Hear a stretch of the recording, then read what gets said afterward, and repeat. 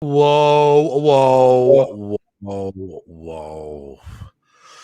It's a show that just keeps on rocking, isn't it? Oh, my God. It's not disappointing yet, is it? No, not one episode has been disappointing. Where's the dodgy episode in this show? I haven't seen the dodgy. It's just incredible. No. It's just absolutely phenomenal, that episode. One of the best.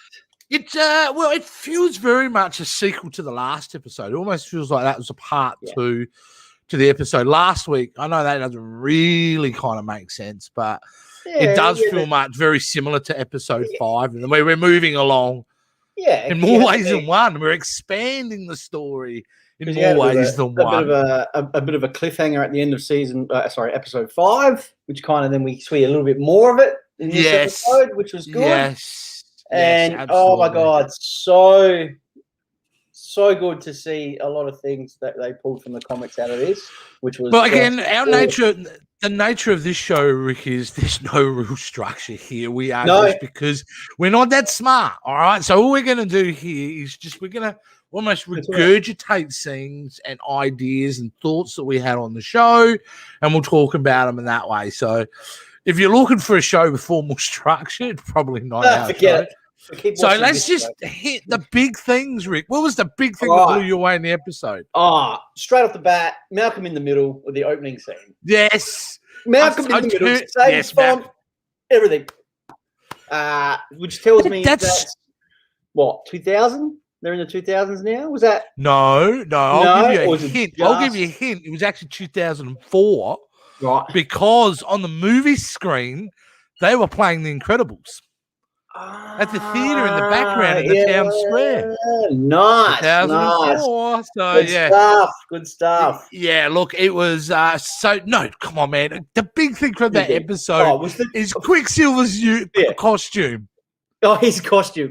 Which was and then he threw on. Dead on exactly like the comic book, and it was just phenomenally hilarious. No, in all seriousness, that wasn't the biggest thing in the episode. But speaking of comics, with the uniforms, Vision and Wanda's were spot on, straight out of the comics. I mean, that one. That was nothing. There was nothing more awesome to see her do what she did at the end of that episode in that old suit. It so felt like a comic book. Like, people got to remember. So Vision debuted in the Avengers issue 57, 1968. 1968 is when he came out, and then you had Wanda came out in 1964 in March in the X-Men, and that's a long time to pull that out and to look at that was just awesome. And then you had Agnes that was in the car as the witch. Agatha Harkness, she plays the witch in the comics as well. It was so good to see that. It was amazing. I loved it.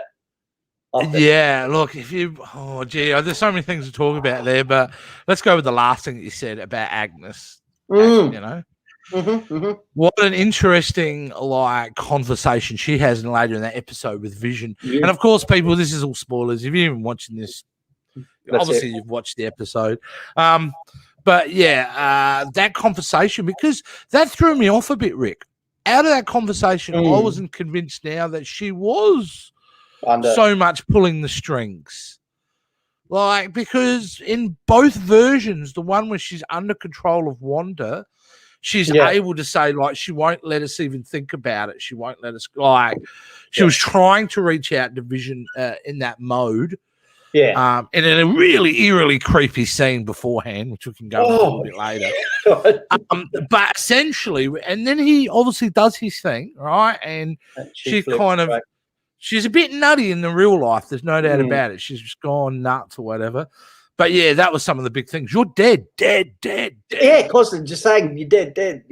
Just It's crazy. It was just, and that really kind of freaked me out a little bit because it said to me, well, is she pulling the strings or not? Out of that episode, I think it's Pietro is the plant. Well, he's independent. She does not control him. He came out of somewhere else. And in that episode, he's asking questions, Rick. He's asking questions about, I'm impressed how you did. How did it start? Because he wants that information for a reason. But how did he get there? So Is that something that she has created? Like, there's a lot of theories. No, she hasn't created. I mean, it's that's what I mean. Like, subconsciously, because she was thinking about her brother all the time. And you look back at the episode, she always talks about her brother. And she needed, obviously, a physical body, but her brother had died. So her subconscious had pulled it from the X-Men. But the problem is she doesn't think that herself. I mean, if she was to do that, then why isn't he looking like Aaron Taylor Johnson? All right? Well, because she asks him that question. Why do you look different? And then he says that she asks him that on the street. Yeah, exactly. Where did your accent go? Where did yours go? So he's definitely, and I have to apologize to you, Rick, because I've not agreed with your theory about somebody else pulling the strings. But after tonight's episode, I'm starting to ask the question, is Pietro pulling the strings somehow? Is it a being that's been jumping in and out of characters? Like in one episode, it was taking over Agnes's profile, but now we shifted to, like, there are some really interesting things going on in this episode. Yeah. I mean, what was your favorite scene? If you were picking a scene out of this episode, Rick, what was your favorite? Look, there was a lot there for me. I love the kids, Tommy and Billy. They start seeing some of their powers now. So, you got Tommy, he's got the speed, like he's, his uncle, and they're going around and they're trashing stealing all the lollies and doing all that type of stuff. That was awesome. But I did enjoy coming into that last, pretty much the end was my favorite. Vision coming out and then Wanda finding out and then just boom. It's got to be, right? It has to be. What just an incredible, brave thing for Vision to do. In the sense to do it, I mean, like, I think he knew what he was getting into by going out there, because I'm like freaking out when I'm watching it and going, well, if he gets out of that zone, he's just like a limp, dead body, right? That's right, yeah. But we see, it's unbelievably, I could not believe they did it, was we see him going out and bits of his flesh getting pulled back in, getting pulled back in. So, and I think he was willing to die right then. Yeah. I was convinced in that scene that Vision was willing to end his existence to put it out there. So and then obviously then we find out one of the kids can sense what's going on with his old man, and all of a sudden we've got WandaVision. We've got Wanda expanding her universe. That's what she did. Yeah, which is just incredible. Like that scene itself, we turn all the soldiers into members of the circus and clowns, and that was awesome. And all that. It was just, it was an episode where Rick, overall, it really amped the stakes. By the end of that episode, you go, well, okay, things are starting to get really out of control here. Yeah, really out of control, and. I don't think in the next couple of episodes it's going to be super happy fun time either. I think things are about to get real weird. So, and Darcy. Yeah, she got sucked in. At the end, so she got sucked. What's going to happen to her? I don't know. She was handcuffed to a car. That was it. And then that's what we saw. It reminded me that she was like the goat in Jurassic Park, just waiting to get eaten. They just left her there. They just like, see you later. Let's run. You got to see Jimmy Woo kick some ass, though. Oh, he did? Yeah. Man, that's badass. That's Jimmy Woo, mate. Taking control in that scene. He held his own, man. He held his own. Hey, the other big thing that has to be talked about in this episode is a smaller scene, but I think very significant for this character moving forward, and especially now her entry into the MCU, was Monica Rambeau. And there was a scene there, Rick, with Darcy pointing out, hey, because she wants to go back in. Her DNA's all. And Darcy's going like, no, you can't, because you've twice, she said something about twice you've had your chromosomes completely altered. So she's changed. So, which is to me, now the comic book guy people out there, and if you do know the proper comic book origins of her powers, but it sounds like that's an origin story to me. So she's on. But which would make sense. I mean, it makes sense as a character leading her into Captain Marvel 2, where Captain Marvel has to take a leadership role, I think, because she'll have Miss Marvels in that movie, and so has Monica Rambeau, who has played several different superhero characters throughout her time, the character. But yeah, it's we've definitely I think that was a big scene. We'll look back and go, oh yeah, no, that's the beginning of her origins. So what do you think of this the whole scene, the whole Ellis Street scene when everyone was just okay, but prior to Ellis Street's the border, right? No, as he's walking up towards the edge of the town, and he walks up that cul-de-sac, and we'd had a scene beforehand. Remember, we saw the chick trying to put up, and she's just kind of repeating the same process. We've had to go down that street, and nobody's moving, mate. Nobody's doing jack shit. All you've got is just this creepy fucking atmosphere, dude, throughout that whole street. And Vision, like, it's so creepy. It was so well shot.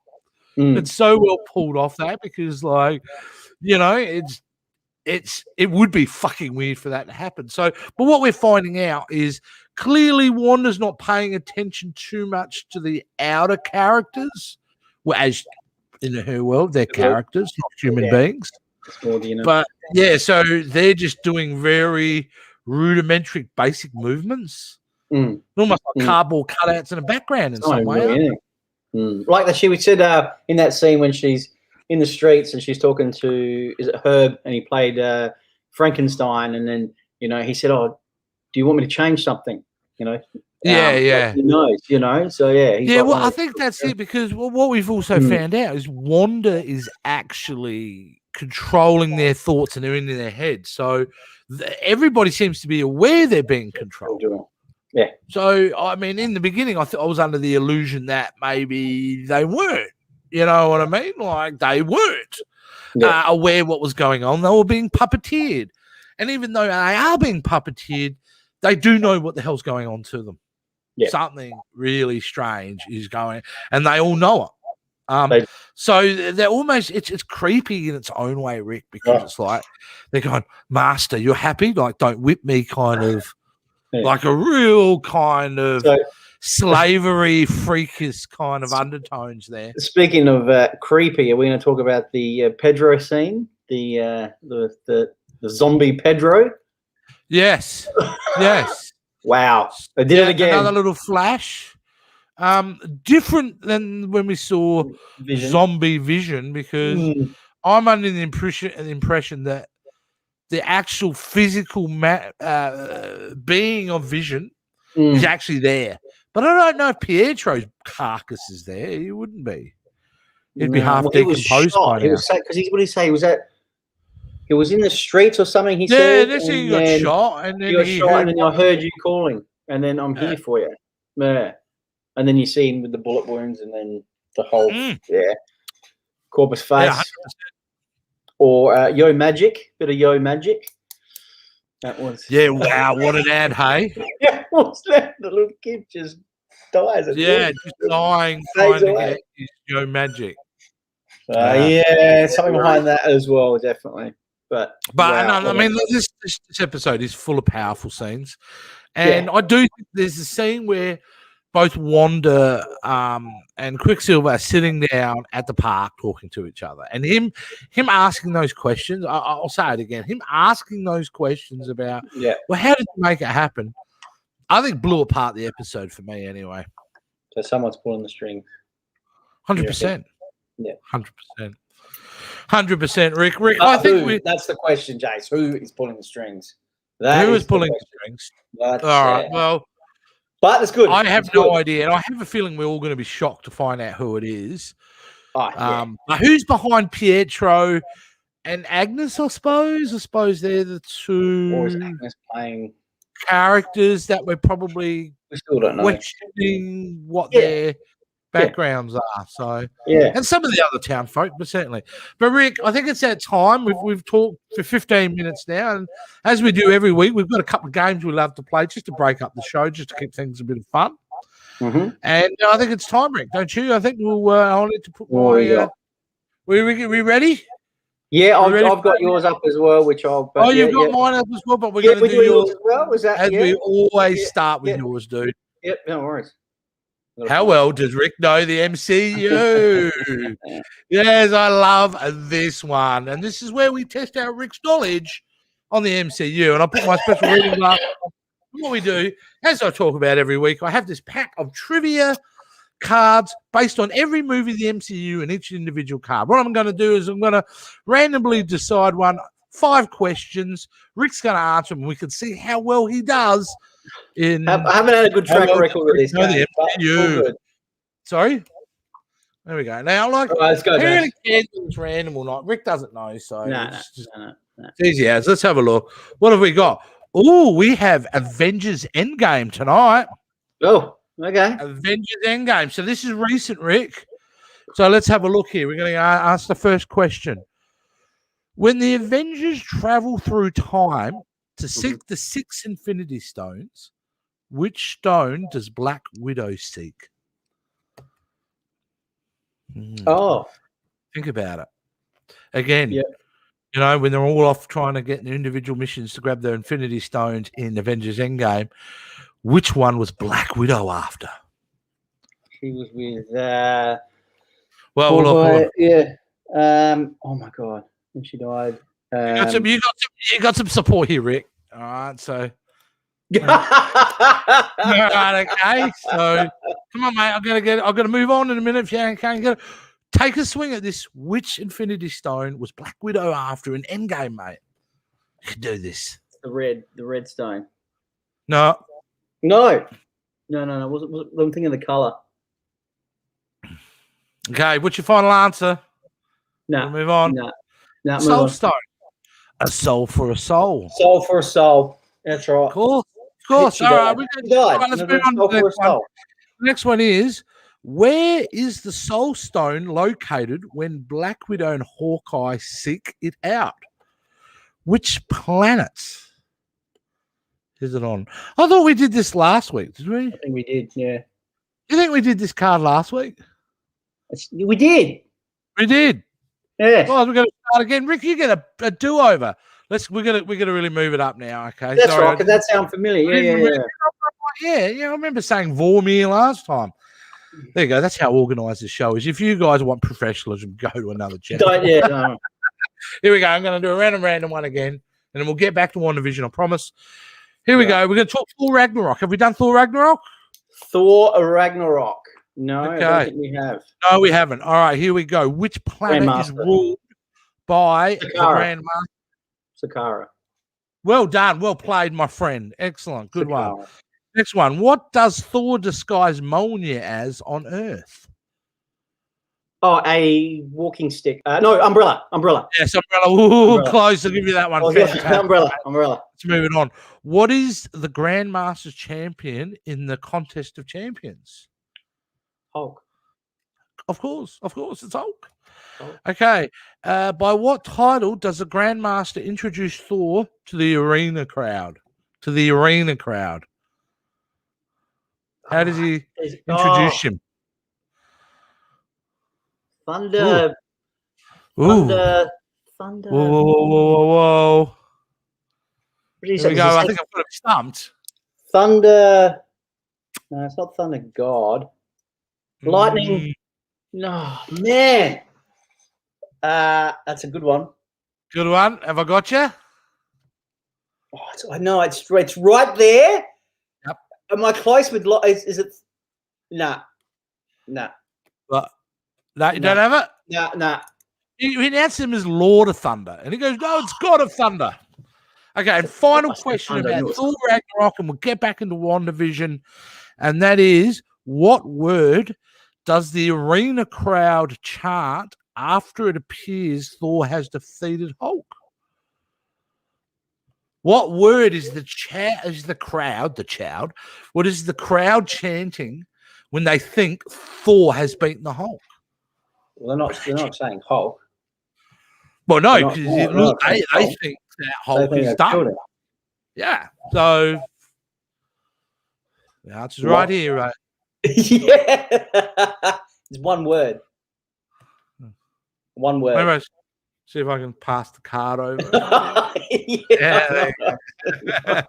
Yeah. All right. No. Have I got you? What did they say? Thunder. You remember that? Oh, yes.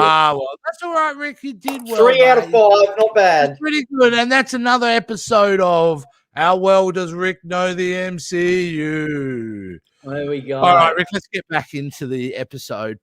We're not going to do your game, Jace, or no? Oh, no, we'll do our game in about 10 minutes, 15 minutes. We'll have to split them up. Break it up. Beautiful. Absolutely. All right, now I like to do in the middle of the show, I think in this segment, we're going to talk about, our overall theories of where it's going to go next and some of the things we loved and some of the things we didn't love about the episode. So let's just get straight into this. Where's this show going? What's next week, Rick? Well, what are we at now? We're in episode 7. So next week, 7, left. Correct. So we've got 3 left. So you would think... Correct. You would think now it is just going to go all Marvel way now. You know what I mean? It's just going to be full guns blazing. I'm trying to look for like where do you think the storyline goes? I mean, because you think she's going to lose? It ended in a bad place at the end of this episode. You know, this is a classic end of a second act structure. We don't know what happened to Vision. Now we don't know if he's alive or he's dead.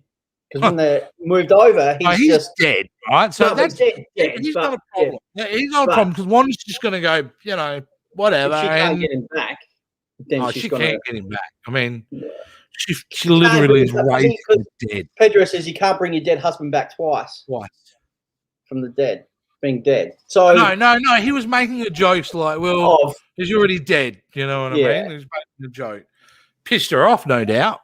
Oh yeah, she wasn't happy with that comment, but it was pretty. It was pretty kind of brutal. That. So I mean, you're not sure where it goes. I mean, like we set the stage clearly. We don't know how much larger it's growing, and it has grown. It has. Quite significantly, and she's getting fairly desperate as a character now. She doesn't have control of this scenario as much as she thought she would. She had a lot of control early on, and it's slipping through her fingers.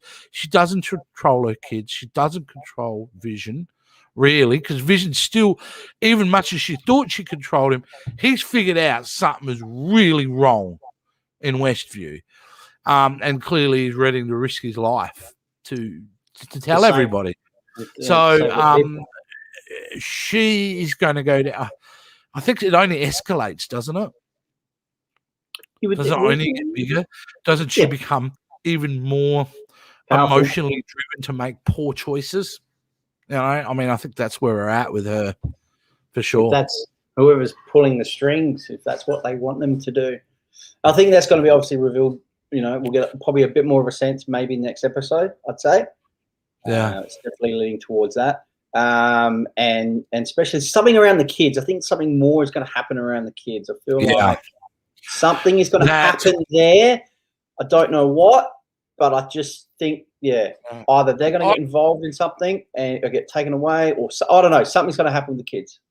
I don't think it has a happy ending. No doubt about it. It doesn't have a happy ending. No.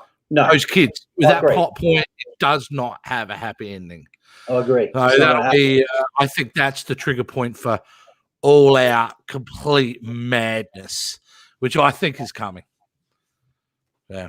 So what do I love about the episode, Rick? Me personally, I love, again, just the storytelling, the fact that they're now moving in and out of Wanda's reality and the MCU reality. I think that's super important for an audience to now be able to balance between the two rather than having whole full episodes of.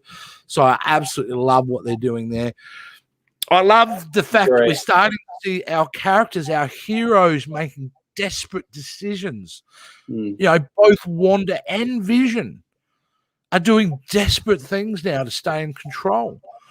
Wanda's doing that by trying to keep reinventing her reality as a way for her, because she hasn't perfected her reality yet.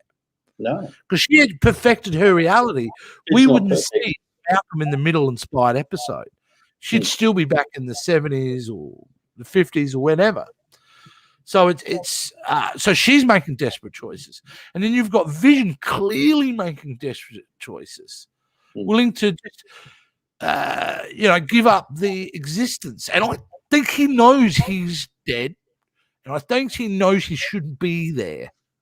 I think in deep he knows that. Yeah, he shouldn't be around. So. All right. So okay, let's go to the scene with Agnes, right? Yeah. She is at the town's edge, right? Yeah. At the stop sign, right? She's got the lights on. She's there, right? Vision's up. He's looking out everywhere, and then he pans over and he sees that car, and it's her. Yeah. Yeah. What is she doing out there? Did she plan of being there so she knew? You know what I mean? This is what I'm thinking. I don't know. Could be theory. Well, that's the scene that throws me off of the sense of her being the big bad villain behind anything, because to me that represents her trying to escape, but she can't. So you know what I mean? Where's the town center? And these Visions like, but she's crying at the same time, just like that other woman was. So that whole scene, it throws it all in the air. Of whether Agnes is just another victim or she's part of something else. So it's really crazy. It's really insane for sure. That was what I loved about the episode. Some of the things I didn't like about the episode is the length. And I know I'm not trying to joke here. I am serious. I think in hindsight, the show probably could have been 45, 50-minute episode. Because it is too short, because it's really, designed on purpose to be that. That's fine. I get that. Yeah. But they put it as 45 minutes, whatever, but they literally get half an hour, even? And the rest is all maybe credit. Just over half an hour, but gee, and maybe that's a credit to their storytelling, because they're able to make it feel like it's going so desperately quick, that show. So, but other things I suppose that I don't like. Man, I'm really struggling. Here. There's no character weaknesses. I feel like what's the name of the guy running sword? Hogarth? Not Hogarth. Oh, it's not Sergeant. Yeah, I don't know why I've lost his name. Either way, he feels a bit one-note villain for me. There's not a lot of complexity to him. I don't feel in his characterization, but I feel the rest of the cast is well served. But yeah, that would be my only criticism. It's still an excellent show. It's probably not my favorite episode. It's up there though. Okay. I still think last week's episode was a pretty great episode. I love this episode. It's really such a jaw-dropping cliffhanger, that one. Yeah. This is great too, don't get me wrong. And to me, to say this is not as good as the best is not having a go at this episode, because this episode is fantastic. Well, no, out of the 6 so far, none of them have been bad. It has just been better and better every episode. And we say it every show that we have. It's like, oh, this is the best episode. I really enjoyed tonight's episode. I really did. I enjoyed seeing them actually just pull that comic side of things and put it on the big screen, the original costumes, which was awesome. I just loved that. And seeing that, there's probably a few maybe weak, people in the show, characters, which, Herb, he's a little bit, I want to know a bit more about him. You know what I mean? You kind of only see little bits about him, which kind of frustrates me a little bit. That's his neighbor, but you don't really get to know more. You feel like he knows something. Yeah, as well. And that's what's getting to me a bit, and I wanted to know a bit more. But overall, it's a fantastic show. And anyone who says they don't enjoy this show, well, wow, they just need to revise themselves. You're missing out on such a great show. It is. Oh, well, Rick, okay, it's time now. As we do 2 games every week. We've done your game. It's my turn now. It's time for... Does Jason really know when movies were made? That's the question, Rick. Do I really know? Wow. I talk a big game sometimes about this stuff. I do have a little bit of an ego about this stuff. And This game show is designed to pull me down a peg, mate. Knock off some of that ego. I thought it was a little bit easy on you last week, Jax. I look up. Yeah, you got to get hard on me, and dude, I'm getting older. I used to be really good a long time ago, which sounds like an excuse. You've seen a lot of movies, and you know a lot of stuff. Let's find out. You do, Jax. All right. And just so everyone knows, it's between the years of 1973, the year of my birth, and current. Yeah, the current. All right. Fair. Who remembers this, watching this while you were a babysitter on a Friday night? I'm talking about Don't Tell Mum the Babysitter is Dead with Christina Applegate. 1990. You going to lock that answer in? No, I'm going to change it 1992. Oh, shit. It's in that era. I shouldn't even be given a second chance, but I will land it on 1991. You got lock one. 1991. Well done, James.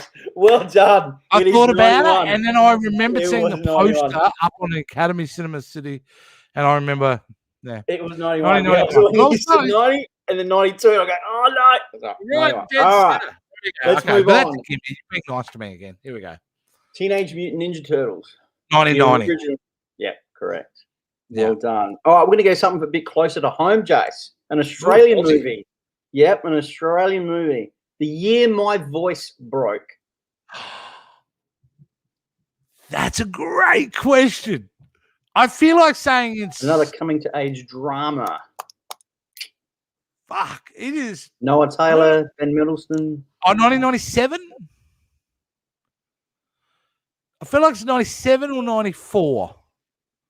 But I'm going to lock in 97. Sorry, how far out was I? 1987. Shit. There you go.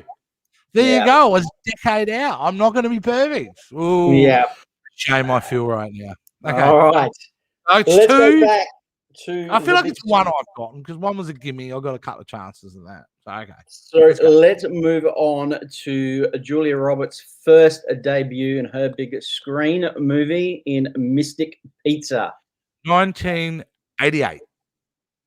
Correct, Jace. Well done.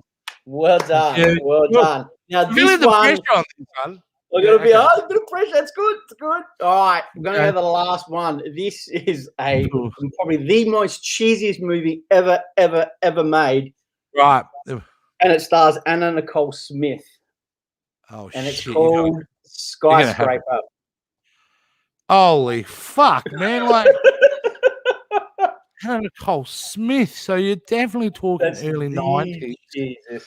I mean, she's big in the early 90s. I'm going to say, I have no idea. I actually have no idea when this film was made, but I'm just going to guess based upon her popularity at the time. I feel like it's 92 or 93, one of those two. 96, dude. 96. Yeah, like, you got me there. I had no idea. So well there you done, go. Man. Well done. Well done. 3 out of 5 this week. Mate. That was an excellent choice, Rick. And there you go. That was another episode of how does Jason really know when movies were made? Not as well as he thinks, I reckon, after that one. All right, let's get back to the show. Yeah. Yeah, all right. Okay. So, this guy it's interesting. He goes, have you heard of Jeff Speakman? Hell yes, I've heard of Jeff Speakman. Give me some of your favorite Jeff Speakman movies. Perfect Weapon.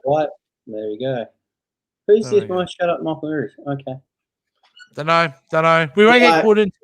No. We're going to start to tie things up soonish here, but I just want to go over the beats again. I mean, it's such a great episode. There's going to be so many crazy theories coming out in the next few days of what's going to happen next in WandaVision.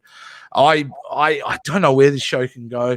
You know, I feel like now I'm just waiting for another Avenger to show up or a big hero, something that's really going to crack it open.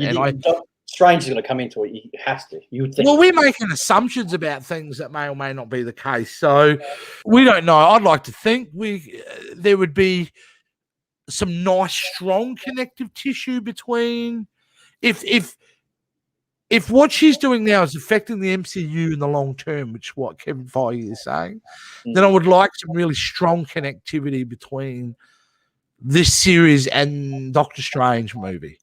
So I would like to see one of those characters, even if it's Wong goes up or something, you know? Yeah. Hell yes, the perfect weapon. Hell yes, Sal. I'm with you on that one, buddy. Yeah. Look, I just we're spoiled, mate. We're spoiled. We're spoiled for quality Marvel entertainment at the moment. I'd love to, you know what? I'd love to talk to someone that actually truly hates the show. I don't have anyone. What? Everyone I speak to loves the show. It's kind of Mm. weird. Anyone who hates the show is watching. Probably not because you hate the show. You're probably watching. But if you know someone, drop us a comment because I'd really, Yeah, we're kind of going off script here. We are talking WandaVision, but I do like me some Jeff Speakman.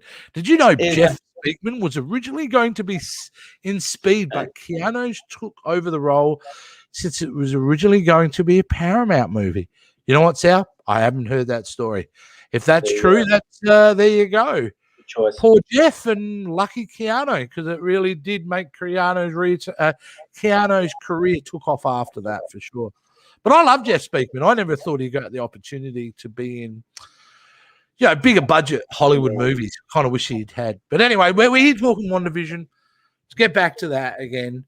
One of the other things we haven't spoken about in this episode is there's problems in the marriage.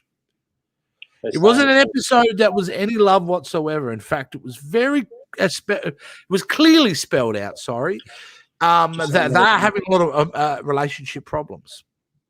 Yes, which is also a big indicator that she does not have control. No, and another thing that and the other question. Remember how they were sitting down, they were talking, Pedro and where did all these kids come from? He asked the question. Yeah, that was like, shit. He's right because he's making a reference to comments to an earlier episode where Vision goes, "Why is there no kids at the playground? Yeah. I walk past that playground every morning, and there are no kids there, Wanda." And all of a sudden, and you're right. It's just, were they just sleeping? You didn't want to mess with them too much. Like really going out. He knows questions, and he wasn't there when those was up. Her, mate. He's antagonizing her. He's almost egging her on. He's talking about, because you can talk to me. No, so an opportunity like a psychopath this guy clearly is, whoever he is, or she is trying to bring out those raw emotions out of Wanda. And it's working. So good. It's working. Absolutely phenomenal. Well, guys, that's it for us. We've done our show for the evening. This was the WandaVision live after show. We'll be back again next week, won't we, Rick? Again with episode 7. Episode 7. Rick, is it confirmed? Are you actually not? You will be won't be in your house. I won't be in my house next week. No, I'm off. I've got a very dear and good friend of mine who's getting married next week, so I'm off to Port Lincoln. Yeah. So I will be watching the episode, and I will be on the show in the hotel room. Yeah, so you will be doing it from your mobile phone. To my mobile phone, which is mobile good. phone, and we're doing it from the hotel room, so you're still going to be part of the show. Yeah, still part of the show. So absolutely happy days. We've got the technology. Before we go, let's just I like this comment. And the comment is, can Vision wake up Quicksilver from the X-Men universe? Holy shit, I wish that was true. Wake him up and he goes, where's Professor X? Where's everyone? You know what I mean? It'd be crazy. So you never know. This is Marvel, people. We never know. All right. Well, we'll wrap it up there, Rick. Thanks everyone for watching the show. Tune in next week. These shows are just getting bigger, badder, more fun. It'll be a great show, of course, and a great episode coming up, and a great show around. So I'm sick of saying the word great, and we're out of here. We'll catch you next week. See you guys.